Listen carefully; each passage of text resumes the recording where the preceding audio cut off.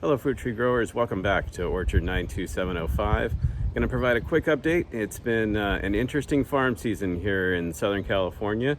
We've actually got some late rain, some cool weather much later, and a virus that has us pretty much spending more time in our garden than we normally would have. But it's in times like this that I think you go back to nature a little bit, go back to, get your hands in the dirt a little bit, get away from the TV and the computer, and it's been super helpful from that perspective. So let's take a quick look at our Pluerry project. So today is March 15th, 2020, right at the beginning of our virus fun. But this is, you can see Candy Heart Pluerry, Candy Heart, our favorite fruit that we have. And as you can see, it's a really early bloomer for us. We'll see how the pollination turns out to be this year. We've had a decent amount of rain, certainly by Southern California standards. Pretty solid bloom. There were other things in bloom around it. Had a little bit of sweet treat in bloom, had a bit of splash about 20 feet away in bloom, some Inca about 20 feet away in bloom, but probably not ideal from a pollination standpoint. But nevertheless, still seeing, what we hope will be pretty solid pollination overall. Bees are relatively active, except on these rainy days. You can see we have this lavender bush here that the bees love.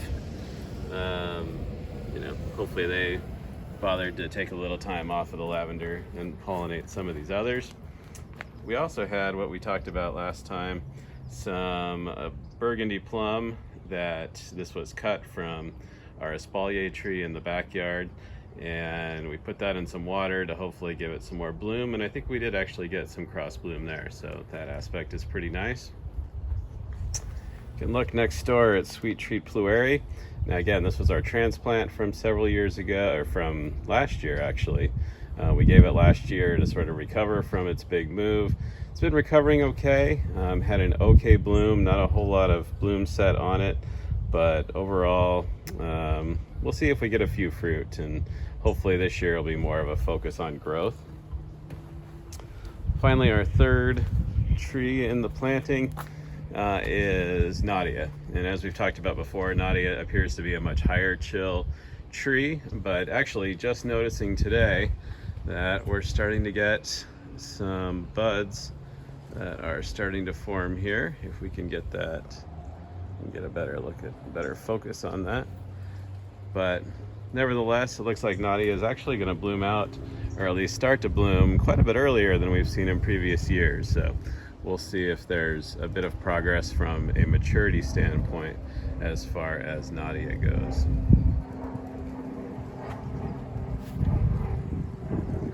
Again, this is our early March update. Hope everyone is doing well out there. Certainly challenging times as far as our country goes, but keep yourself busy, keep yourself active, and we'll see how this all goes. But a decent start to the season here in Southern California. Looking for some good plum cherry crosses.